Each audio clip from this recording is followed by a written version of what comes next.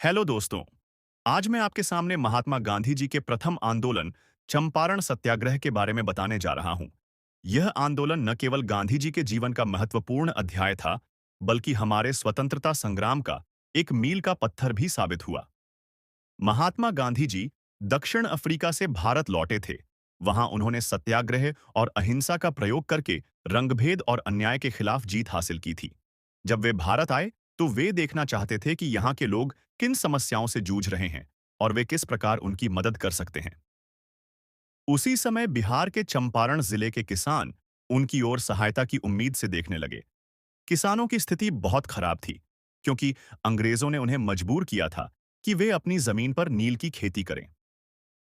इस व्यवस्था को तीन कठिया प्रथा कहा जाता था, जिसमें किसान अपनी जमीन का एक बड़ा हिस्सा नील की खेती के लिए देने पर मजबूर थे। नील की खेती से जमीन बंजर हो जाती थी, किसानों को बेहद कम दाम मिलते थे और बाकी लाभ अंग्रेज जमींदारों की जेब में चला जाता था। धीरे धीरे किसानों की हालत इतनी खराब हो गई कि उनके पास खाने तक को अन्न नहीं बचता था। जब यह दुखद परिस्थिति गांधी जी तक पहुंची, तो उन्होंने 1917 में चंपारण आने का निर्णय लिया। अंग्रेज सरकार नहीं चाहती थी कि गांधी जी किसानों से मिलें, लेकिन गांधी जी डरे नहीं। वे गांव-गांव गए, किसानों की व्यथा सुनी और उनकी परेशानियों को दर्ज किया। गांधी जी ने देखा कि यह अन्याय किसानों के जीवन को बर्बाद कर रहा है, और उन्होंने ठान लिया कि वे इस अन्याय के खिलाफ सत्याग्रह करेंगे। उनका आंदोलन पूरी तरह अहिंसा पर आधारित था। उन्होंने किसानों को समझाया कि हिंसा से समाधान नहीं मिलेगा, बल्कि हमें धैर्य और सत्य के मार्ग पर चलकर अंग्रेजों को झुकाना होगा।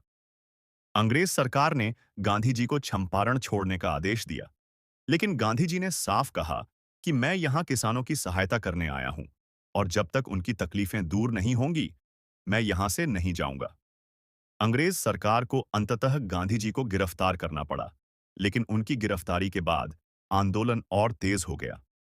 हजारों किसान और लोग गांधी जी के समर्थन में आगे आए, और अंग्रेजों के लिए स्थिति को संभालना मुश्किल हो गया। आखिरकार सरकार को झुकना पड़ा और एक जांच समिति बनाई गई, जिसमें गांधी जी को भी शामिल किया गया। समिति की सिफारिश पर तीन कठिया प्रथा समाप्त कर दी गई और किसानों को बड़ी राहत मिली। यह गांधी जी की पहली बड़ी जीत थी और पूरे भारत के लिए प्रेरणा बन गई। चंपारण सत्याग्रह की सफलता ने पूरे देश को यह संदेश दिया कि अगर हम सब एकजुट हों और अहिंसा के मार्ग पर डटकर खड़े हों, तो दुनिया की सबसे बड़ी ताकत को भी हराया जा सकता है। इस आंदोलन के बाद गांधी जी का कद पूरे भारत में और भी बढ़ गया, और वे राष्ट्रीय नेता बनकर सामने आए।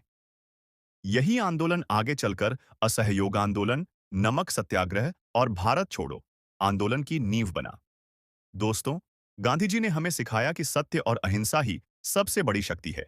अन्याय के खिलाफ आवाज उठाना हर इंसान का कर्तव्य है, और सामूहिक एकता से किसी भी समस्या का समाधान संभव है।